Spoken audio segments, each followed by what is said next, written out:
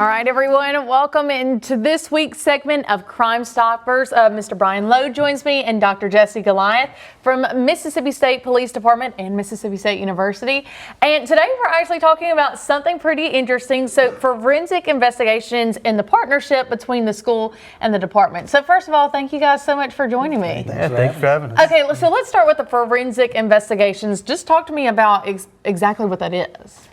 And so what we're trying to do is, because the university is the state serving institution, it's to help all Mississippians. What we want to do is help students get real active casework experience. And so the Department of Anthropology is partnered with MSU Police Department to work on forensic recovery cases. That is so interesting. So I feel like this is very broad. You can really go anywhere. So where did the students start in this? And so as part of this, all the students, specifically we have advanced graduate students partnering with personnel from MSU PD to do actual casework. So with MBI, with our other agencies within the Department of Public Safety. And so what they'll do is take courses with me at Mississippi State in anthropology and archaeology to see things like how to find a burial, how to map a crime scene, how to actually look at skeleton or bone to kind of give that information to law enforcement. And it seems like those skills are vital in investigations. So Mr. Brian, just talk to me about how knowing these steps can help a case even close a case.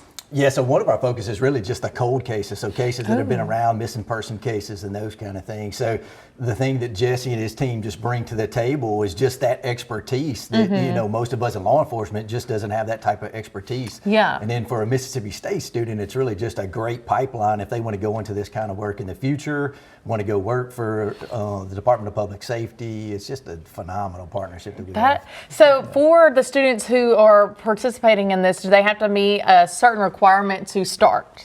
And so in general, they're taking intro courses with me either in forensic anthropology, biological anthropology, or in osteology. So those are kind of the general courses you would need to take to do this work. But in general, if they want to work with me, internships or opportunities are available. We've recently partnered with the State Medical Examiner's Office to work there too. And so it's pretty much coming to Mississippi State, you're already getting those kind of initial steps to get into this line of work. And Dr. Jesse, so what got you into all of this? So my childhood, I wanted to be Batman or Sherlock Holmes, and kind of the best way using my mind as my tool, my weapon. And so kind of looking at history, how people have changed over time, how do our bodies, our skeletons change, to look at patterns for things like biological sex differences, ancestry or population differences. Interesting. Okay, can we quickly, hit that a little more? So let's talk about differences, when we're looking at bones or something in men and women. What's the identifier?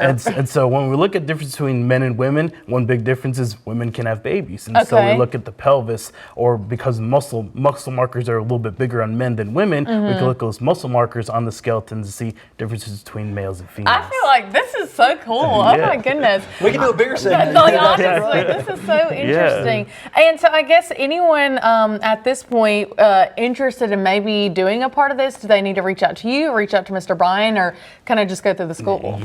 Reach out to me directly or to the Cobb Institute of Archaeology, where it houses the anthropology department. We also have a missing persons database as well, so if you're interested in looking at missing persons cases or cold cases, you can reach us at missinginms.msstate.edu. Guys, that is some interesting stuff right there. Thanks so much for joining me. Guys, we'll be right back.